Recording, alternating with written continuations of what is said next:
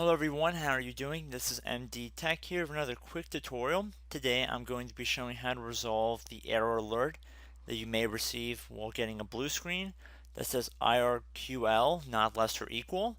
Now this error will typically occur after the installation of a buggy device driver, system service, or BIOS update.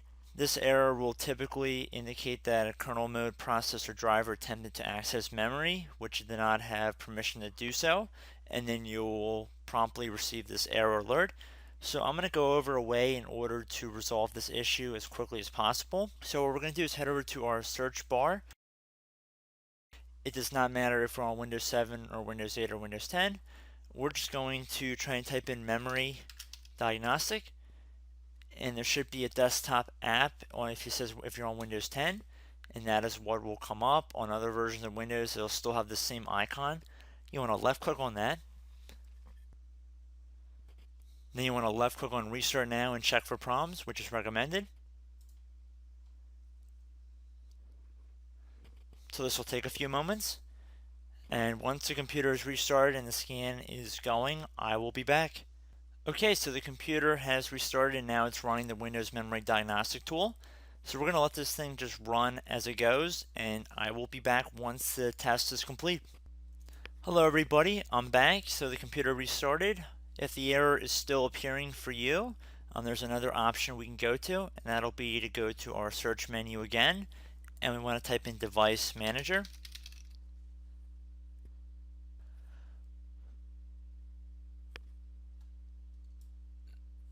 On the little drop down arrow next to disk drivers, click on it.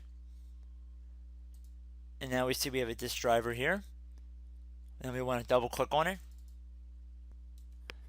Now we want to go up to the Policies tab. Now we want to left click on Quick Removal.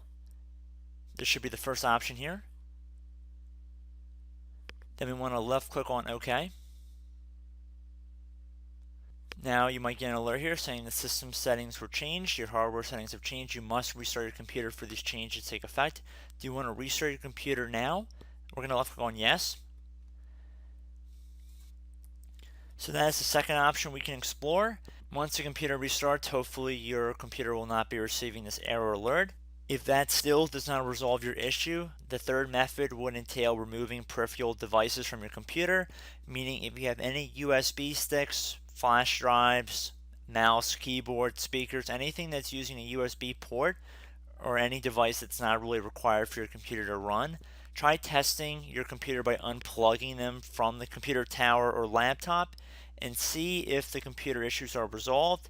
Again, that would be a third method if this does not work for you. So again, I hope this tutorial helped you guys out and fix most of your guys' concerns. This tutorial cannot apply to everybody, but hopefully in most cases this will work. So again, thank you guys, and I will see you in the next tutorial. Goodbye.